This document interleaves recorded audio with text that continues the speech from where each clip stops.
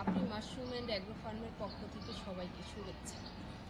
আমার ফার্মের আরেকটি পণ্য হয়েছে মাশরুম সার, যেটা প্রতিটা গাছ এত বেশি উপকার হিসেবে গ্রহণ করে অন্যান্য সারের থেকে।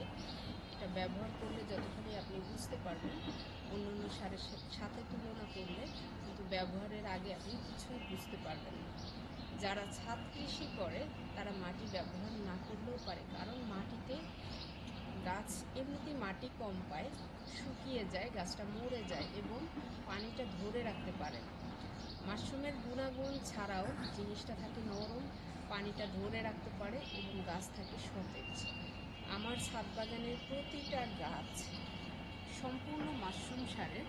এখানে আসলে কোনো প্রকারই মাটি ব্যবহার করা হয়নি।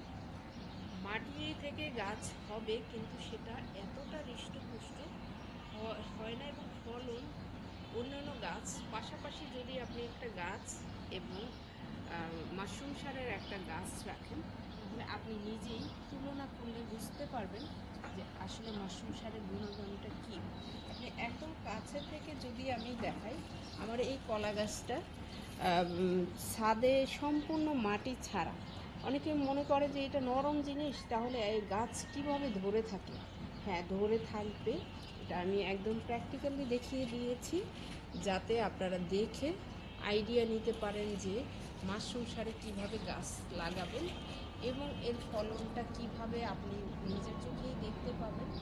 আশা করি ভিডিওটি দেখে আপনি নিজেও সঠিকভাবে গাছ পরিচালনা করতে পারবেন।